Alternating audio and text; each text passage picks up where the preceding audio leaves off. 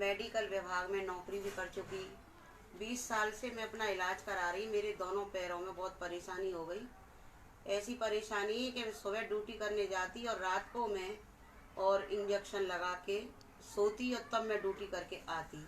इतनी प्रॉब्लम थी। मैंने डॉक्टरों की दवाई ली, वैद्यों की ली, लेकिन मुझे कभी आराम नहीं मिला कुछ भी। एक दिन ऐसे ही मुझे कोई बेचारे चलते में मिल गए। उन्होंने कहा एक बार आप हमारी भी दवाई लो।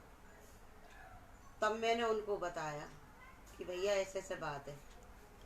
और वो बोला आप कहाँ रहती हो। मैंने कहा कि मैं मथुरा गोवर्धन चौराया चारबाग कॉलोनी की रहने वाली हूँ और भैया मैं बड़ी दुखी हूँ।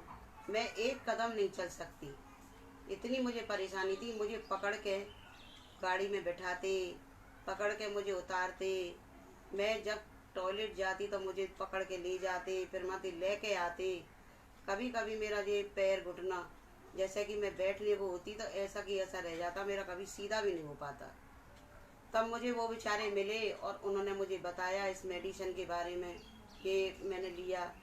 तो मैंने इसमें उन्होंने जो बताया मुझे 3 चीज़ बताई थी। एक तो ऑर्थोडॉग, एक ठंडा विलास और एक और था बोली नहीं, और 2 डिब्बी थी। ये मैंने दवाई ली। 1 महीना मैंने लिया तो मुझे कुछ 1% कुछ मुझे दिखा कि मुझे कुछ आराम है। फिर दूसरे महीने में मुझे 50% आराम मिला। फिर मुझे कुछ विश्वास हुआ। विश्वास होने के बाद में फिर मैंने दवाई ली। आज मुझे 4 महीने हो गए दवाई लेते हुए। और एक पैर का मैं ऑपरेशन करा चुकी थी पहले जयपुर में।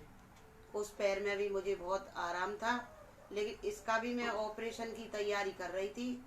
लेकिन मुझे बेचारा कोई भाग्य से मिल गया और जो मुझे ये दवाइयाँ दिलाई।